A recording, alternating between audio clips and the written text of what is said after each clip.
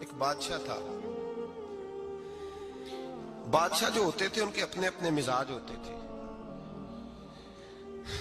اس بادشاہ نے 4 5 6 کتے رکھے ہوئے تھے اور کتے بڑے بڑے کتے تھے اور بڑے وہ خونخوار کتے تھے, چیر پھاڑ کھا جاتے تھے, شیر جتنے ان کے قد تھے. بادشاہ تھوڑا سا کسی آدمی سے ناراض ہوتا نا تو ایک بہت بڑے پنجرے کے اندر ایک بہت بڑا سلاخوں کا گھر اس نے بنایا ہوا تھا. اس میں کتے ہوتے تھے اور کتے کو جب باندھ کے رکھا جاتا ہے تو زیادہ زہریلا ہو جاتا ہے, وہ زیادہ اس کے اندر کرواہٹ آتی ہے, زیادہ کاٹتا ہے. اس نے قید کیے ہوئے تھے. کتے تو بڑے زہریلے تھے. جس آدمی سے بادشاہ تھوڑا سا ناراض ہوتا نا تو وہ کتے کے آگے اس آدمی کو ڈالتا, کتے اس کو چیر پھاڑ کے کھا جاتے. یہ سزا تھی, لوگوں کو پتا تھا. بادشاہ کے وزیر نے بڑی خدمت کی بادشاہ کی, 35 سال تک نوکری کی. لیکن ہر سورج نے غروب تو ہونا ہی ہوتا ہے نا, ہر چاند نے ڈلنا بھی ہوتا ہے. اب بوڑھا ہونے لگا, وہ جو مضبوط حافظہ تھا وہ کمزور ہونے لگا, ہلکی ہلکی غلطی. بادشاہ مزاج کا بادشاہ تھا, نہیں سمجھ میں آیا تو میں نے کہا کہ لوگ کہتے ہیں ہمیں کام پیارا ہے, چم نہیں. تو رشتہ وفا کا تھا ہی نہیں. وزیر سمجھنے لگا کہ اب نہ میں بھی غلطیاں کرنے لگا ہوں تو ایسا نہ ہو کسی دن میں بھی ان کتوں کا شکار ہو جاؤں. اس نے بادشاہ سے کہا کہ بادشاہ مجھے آہستہ آہستہ معذرت کرنے لگا, قدم ہٹانے لگا کہ مجھے چھٹی دے دی جائے, اب میں بوڑھا ہو گیا ہوں. لیکن اس نے کہا نہیں نہیں, جب تک میری طبیعت نہیں مانتی تم نہیں جا سکتے. مطلق العنان لوگ تھے. وزیر خاموش ہو گیا, پریشان رہنے لگا. غلطی ہو گئی ہے تو پھینک دے گا. ایک تجویز اس کے ذہن میں آئی. وہ جو پنجرے, کتوں کے پنجرے پر محافظ بیٹھا تھا نا, جو ان کو کھانا ڈالتا تھا, روٹی ڈالتا تھا, گوشت دیتا تھا, اس کو ایک دن کہنے لگا یار تیری ڈیوٹی ہے سارا دن کتوں کو کھانا دینے کی, گوشت دینے کی, تو 2 4 دن ڈیوٹی مجھے نہیں دیتا؟ کہ تو لے لے, میں تو پہلے پریشان ہوں, سارا دن ان کی دیکھ بھال کرتا ہوں.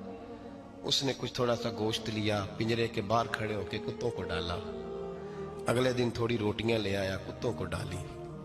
2 4 دن, ہفتہ, مہینہ, سال بھر, جتنا اس کو موقع ملا وہ دن بھر خدمت کرتا. بس وقت ایک دن آ گیا, بادشاہ کو کوئی بات اچھی نہ لگی. اس نے کہا اس بڈھے کو اٹھاؤ اور ڈالو کتوں کے پنجرے میں.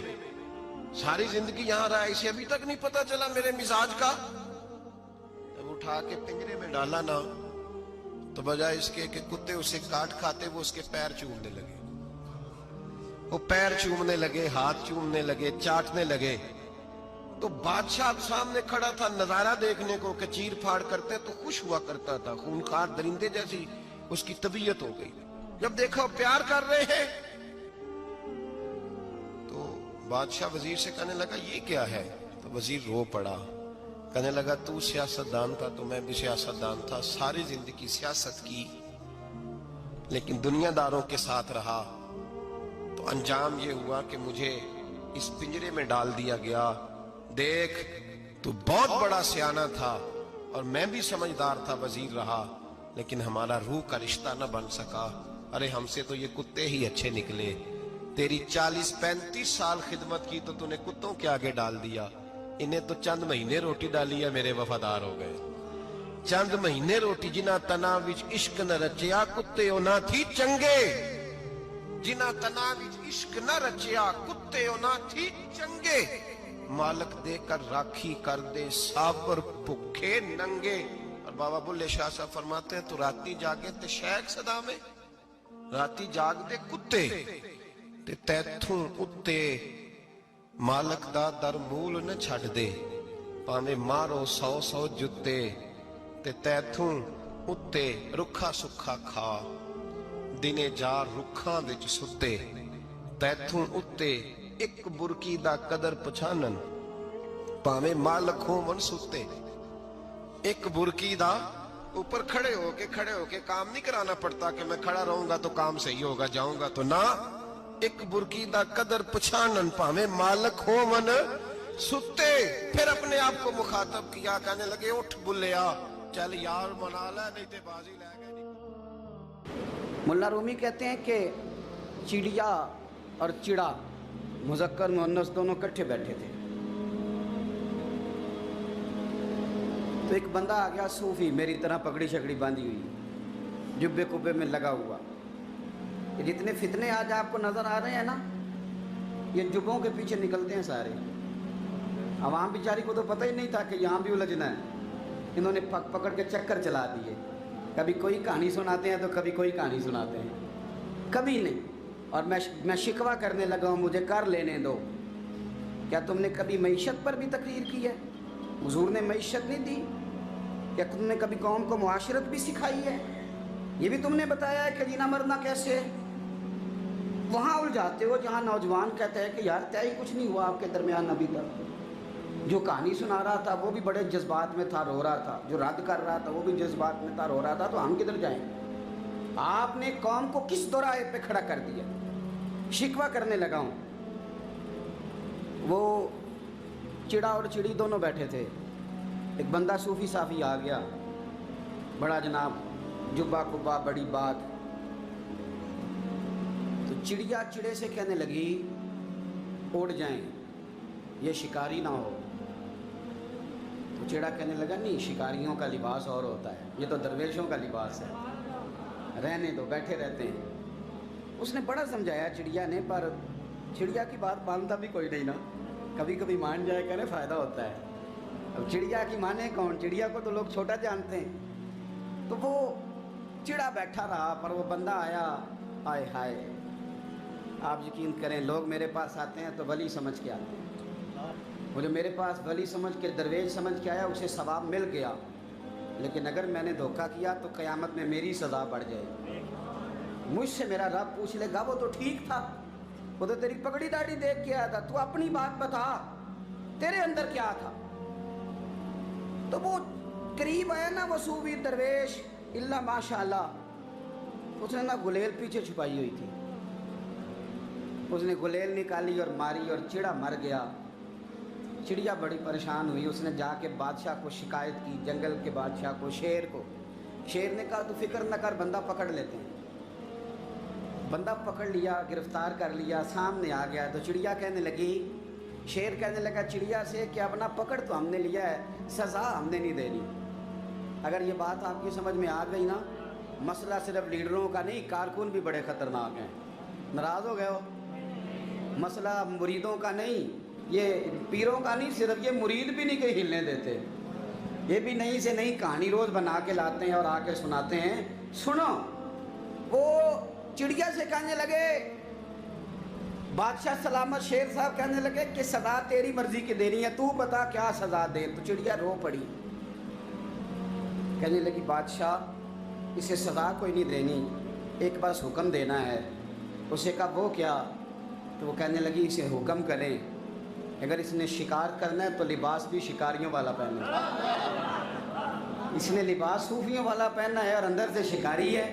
बस इसे हुक्म करते हैं कि इसने शिकार करना है तो लिबास भी, अल्लाह करे आपकी समझ में बात आए। और सियासतदान, तूने लिबास पहन लिया है खिदमतकार है, तू शिकारी।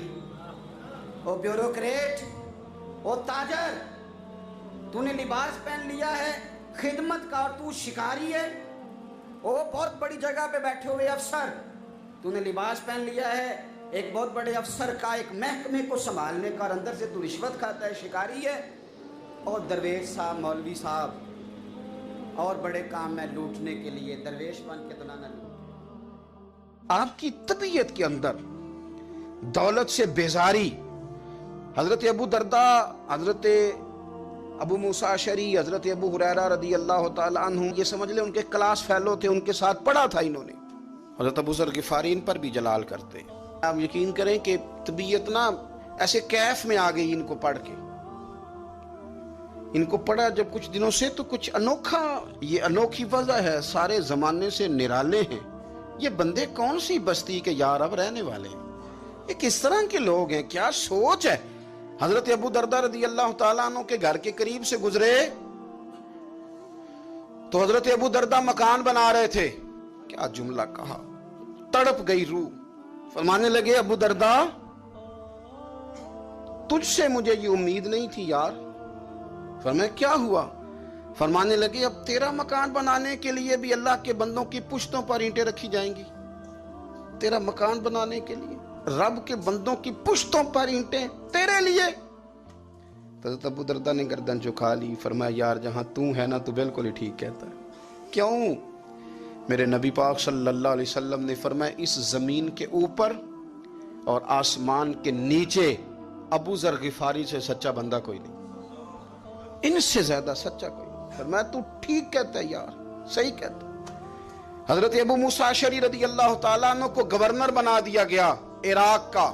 اب حضرت ابو موسیٰ اشعری صحابہ میں ایک بڑے جلیل القدر صحابی ہیں, اور ان کی عظمتیں, رفعتیں, بلندیاں کیا کہنا, بڑی گہری دوستی تھی. لیکن جب وہ گورنر بن گئے نا تو آپ نے فرمایا بس بھئی اب تو نے عہدہ لے لیا ہے, یہ بندے کو ٹھیک نہیں رہنے دیتی چیزیں, اب تو عہدے میں چلا گیا. بڑی مدت کے بعد ملاقات ہوئی حضرت ابو موسیٰ اشعری کے ساتھ. وہ دوڑ کے آئے حضرت ابو ذر غفاری کے گلے ملنے, میرا بھائی میرا بھائی. فرمایا پیچھے ہٹ جا, میں نہیں تیرا بھائی, تو گورنر ہے, میں غریب آدمی ہوں, اپنا کام کر. پھر دوڑ کے آئے. فرمایا ابو ذر تو میرا بھائی ہے یار, اکٹھے پڑھتے تھے حضور. فرمایا نہیں جا, تو نہیں میرا. پھر آئے. جانتے تھے نا یہ سچا بندہ ہے, یہ سچا بندہ ہے, یہ تقریروں والا نہیں, صرف وعظوں والا نہیں, اس کے اندر بھی بڑی سچائی ہے.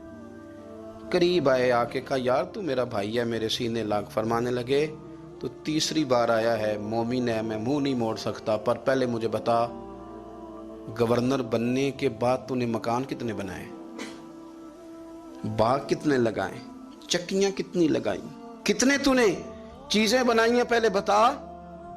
تو حضرت ابو موسیٰ اشعری نے ان کا ہاتھ پکڑا, رونے لگے. کہنے لگے جس محبوب سے تو نے تربیت لی ہے میں بھی انہی کا نوکر ہوں, جن کپڑوں میں میں عراق گیا تھا میرے آج بھی وہی ہیں. یار کیا بات کرتا ہے تو, میرے وہی ہیں. مجھے بتا اگر یہ عہدے خدمت کے ہم نہیں لیں گے تو پھر کیا ظالموں کو دیں گے, غیروں کو دیں گے؟ نہ کر, کچھ نہیں بنایا. حضرت سیدنا ابو موسیٰ اشعری رضی اللہ تعالیٰ عنہ روئے, اور جب کہا نا کوئی شے نہیں میرے پاس, تو فرمایا اچھا چل آ جا, پھر سینے لگ جا, تو واقعی میرا بھائی ہے. پھر حضرت ابو ذر غفاری نے محبت فرمائی. وہ درویشی, وہ فقیری, وہ سادگی, وہ نورانیت, وہ دل کے ساتھ اندر. ہمارے تو بہت سارے لوگ ہیں جو کہتے ہو کہاں لے جانا ہے مال, کیا ضرورت ہے مال کی, ہر وقت مال کی مخالفت کرتے ہیں, لیکن دل ان کا کہتا ہے کہ آئے صحیح, کسی طریقے سے پہنچے صحیح. حضور نے فرمایا بعض لوگوں کی زبانیں شہد سے زیادہ میٹھی, دل بھیڑیے سے زیادہ خطرناک. اوپر سے کہہ کچھ رہے ہیں, اندر حالات کچھ اور ہیں. لیکن حضرت ابو ذر غفاری رضی اللہ تعالیٰ عنہ دوری دولت سے, آپ فرماتے کیوں ہیں لوگوں کے پاس مال, کس لیے اتنا مال جمع کیا ہے, کیا ساری غریبی ختم ہو گئی؟ اور اگر آپ نے ابھی تک ہمارا چینل سبسکرائب نہیں کیا تو فوراً سبسکرائب کیجئے, ساتھ ہی بیل آئیکن پر کلک کریں تاکہ مزید آنے والی ویڈیو ہیں وہ آپ کو وقت پر ملتی رہیں. اللہ حافظ.